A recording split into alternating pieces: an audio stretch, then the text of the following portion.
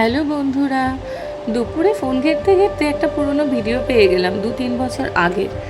মেয়েদের পরীক্ষা শেষ হওয়ার পরেই চলে গিয়েছিলাম দুর্গাপুরে, হঠাৎ করেই প্ল্যান করে। দুর্গাপুরে দিদির ছোট ননদ বর্ষা আর আমার ছোট বোনের মতো, ওর বাড়ি দুর্গাপুরে। হাজব্যান্ডের চাকরি সূত্রেই ও ওখানে থাকে। দুর্গাপুর পশ্চিমবঙ্গের পশ্চিম বর্ধমান জেলার দামোদর নদের তীরে অবস্থিত একটি প্রধান পরিকল্পিত শিল্প শহর। পশ্চিমবঙ্গের স্টিল সিটি নামেও পরিচিত এই শহরটি।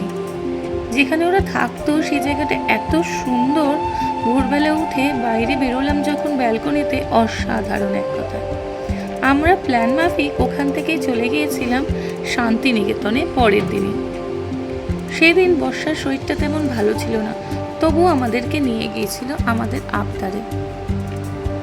শান্তিনিকেতনে গিয়েই রবি ঠাকুরের একটি উক্তি আমার মনে পড়ে যায়, ভালোবাসা একটি অন্তহীন রহস্য, কারণ এটি ব্যাখ্যা করার মতো আর কিছু নেই। তারপরে আমরা ওখান থেকে গিয়েছিলাম সোনাঝুরি হাটে।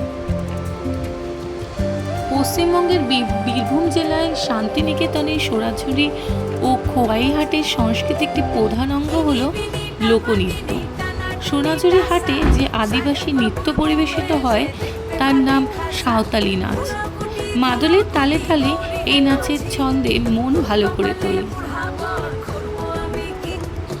1863 সালে দেবেন্দ্রনাথ ঠাকুর ভুবনডাঙ্গা গ্রামের কাছে একটি আশ্রম প্রতিষ্ঠা করেন, নাম দেন শান্তিনিকেতন।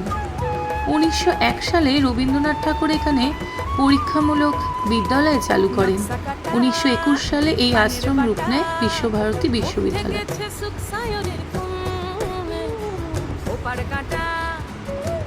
সোনাঝুরি হাটে আসলে অদ্ভুত একটা মন ভালো হয়ে যায়। এই হাট প্রতিদিনই প্রায় বসে, তবে খুব বেশি হয়তো দোকান বসে না, কিন্তু প্রতি শনিবার আর রবিবার জমজমাট হয়ে ওঠে এই হাট। বুধবার বন্ধ থাকে।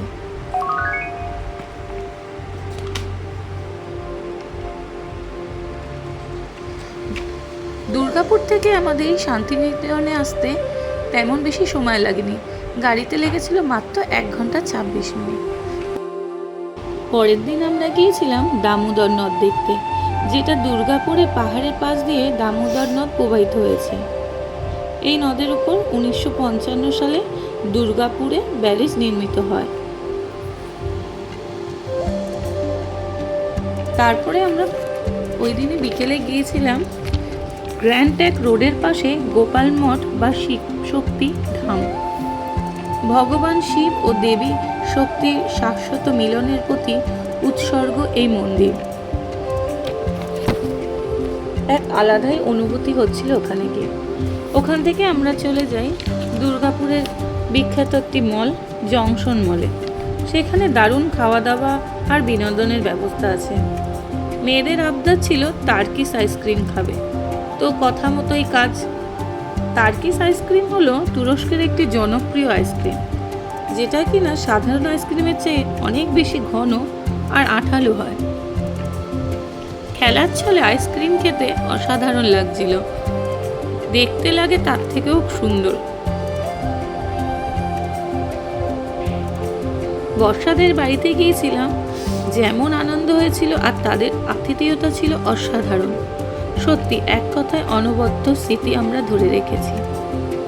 তো খাওয়া দাওয়ার পরে অনেক আনন্দ হয়েছিল, সেখানে অনেক ঘোরাঘুরি করলাম, কিছু কেনাকাটাও করলাম, আর তারপরে আমরা আবার বাড়ির দিকে রওনা হয়েছিলাম।